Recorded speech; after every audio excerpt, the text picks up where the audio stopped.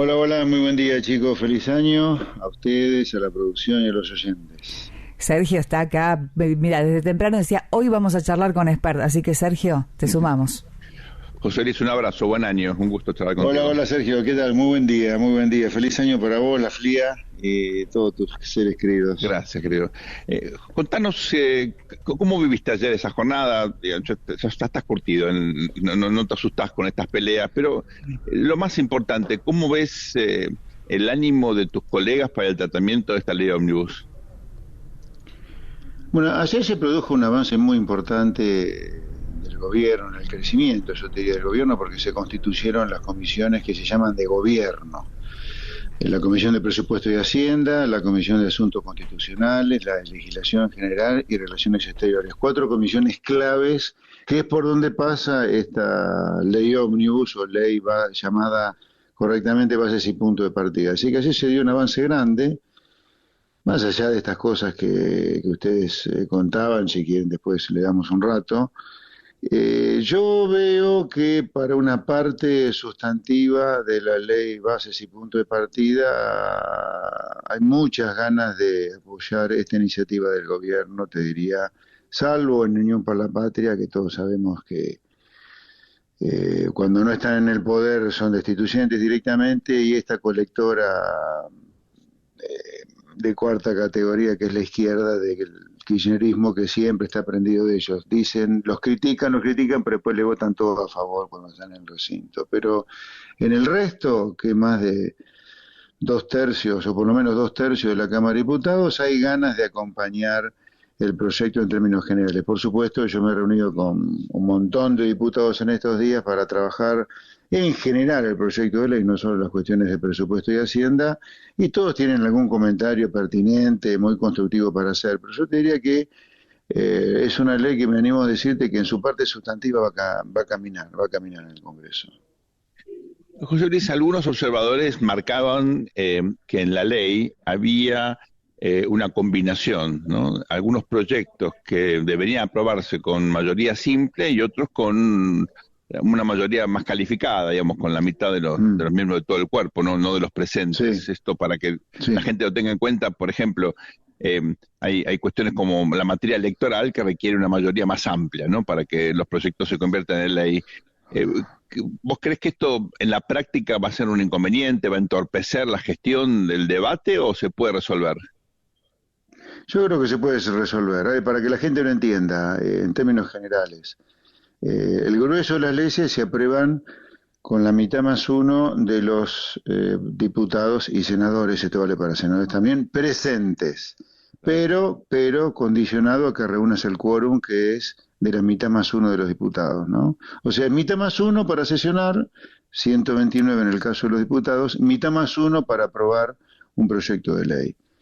Eso en general, pero con las cuestiones electorales, y el proyecto de ley bases y punto de partida tiene adentro una gran reforma electoral, pasar del sistema proporcional al sistema de circunscripciones uninominales, ahí se requiere una mayoría calificada, que no es mitad más uno, sino que es mitad más uno del cuerpo total, ¿no? Así que se requiere una mayoría muy significativa. Se requiere 129 que levanten la manito, no la mitad de 129, sino 129. Así que, pero yo creo que esto puede subsanarse y concentrarnos en las cosas que son críticas para que económicamente el gobierno empiece a atacar el tema crítico de corto plazo, que es el tema inflacionario. Para eso yo veo ganas de que se apruebe rápido una parte del proyecto. José Luis, invoco acá al economista, no solamente al presidente de la Sí, Cámara de la Comisión de Presupuesto y Hacienda. Algunos de tus colegas en privado, porque yo creo que hay una predisposición a acompañar al gobierno o sí, valoración sí. del esfuerzo que está proponiendo, sobre todo en materia fiscal, ¿no? Que es inédito. Pero algunos dicen, bueno, en definitiva, tanto el DNU como esta ley. ¿Hola? Ay, tuvimos algún problemita técnico. Se cortó, Sí, sí, sí. se Hola. cortó. Lo Ahí dejé está, ahí lo escuchar a tenemos, ahí lo Sergio. tenemos. Te decía, José Luis, Sí, que me quedé, sí. digamos que algunos colegas tuyos dicen, está bien, hay una cantidad importante de cuestiones microeconómicas, tanto en el DNU como en la ley, con las cuales podemos estar, digamos, más o menos de acuerdo, podemos discutir algún detalle, pero todavía al gobierno le falta una estrategia macro, un plan de estabilización, digamos, un programa integral que ayude a bajar la inflación más allá del anuncio del déficit, de la reducción del déficit fiscal.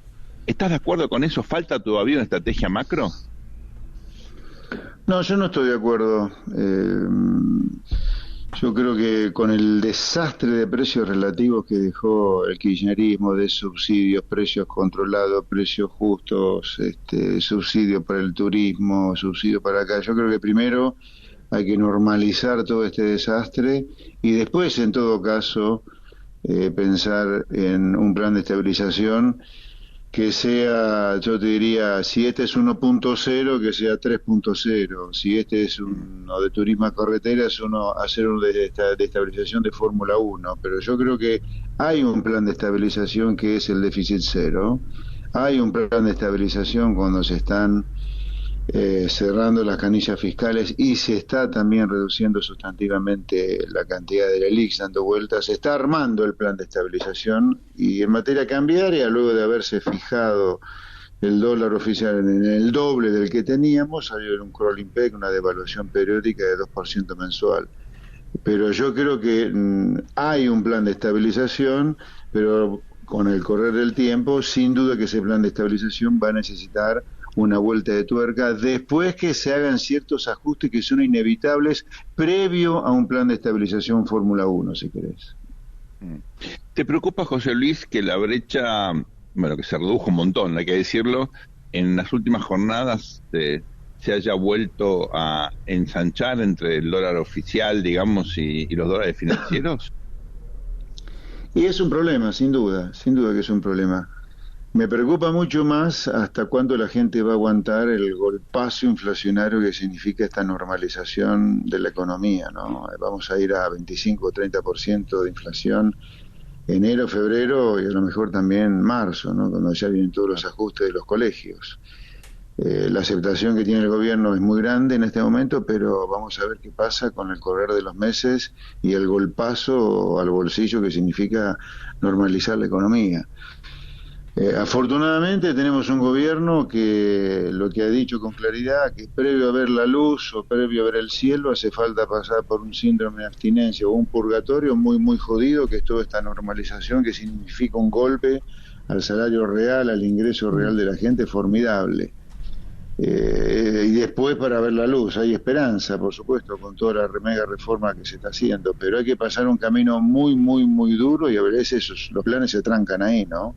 Pero no hay duda que luego del desastre que dejó el kirchnerismo hay correcciones que hay que hacer, muchas de las cuales la está pagando la política, por ejemplo, cortarle con la intermediación de los planes sociales a las mafias piqueteras, cortar con las transferencias discrecionales a las provincias, empezar a cortar el déficit de las empresas públicas, reducir la cantidad de ministerios, reducir gastos innecesarios, pero una parte del ajuste, por lo menos la mitad, está pasando por los justos, por la gente. Pero lamentablemente siempre va a ser así. El problema es que el kirchnerismo nos hubiera llevado directamente a una hiperinflación, que es un ajuste sobre los justos, mucho más fuerte que el ajuste que está proponiendo el gobierno. Pero vuelvo a tu pregunta, a mí me preocupa más la tolerancia de la sociedad al golpazo inflacionario de casi 100% que se viene en el acumulado de los meses de diciembre, enero, febrero y marzo, que la brecha cambiaria, que refleja un poco cómo se está deshaciendo la bomba de LELIQ, que es fuente de emisión monetaria y fuente de inflación, ¿no? Yo creo que Argentina no tiene otra que hacer muchos de los cambios que el gobierno está sugiriendo, creo que hay por más cambios todavía. Lamento que la justicia laboral haya dado de baja la reforma laboral para pymes, que es crítica, que está en el DNU. Espero que la sancionemos por ley, porque la pyme necesita una ley laboral, necesita que se terminen con las multas, necesita de negociación descentralizada, necesita de democracia sindical y de muchas otras reformas críticas que hay que hacer, por supuesto. Esto recién comienza, ya. José Luis, me sumo acá a preguntar algo porque a veces se decía no van a dar los tiempos, no se van a conformar las comisiones. De repente, bueno, vemos, se conforman las comisiones, está bien, con polémica, con cruces, algo que es habitual en la legislatura. Ahora el otro punto que está es no van a dar los tiempos para lo que son las extraordinarias, la necesidad es muy extensa la ley. No se van a lograr los acuerdos. ¿Qué pasa con el tema, por ejemplo, gobernadores, provincias? Hay una cierta incomodidad. ¿Es un obstáculo que se puede salvar?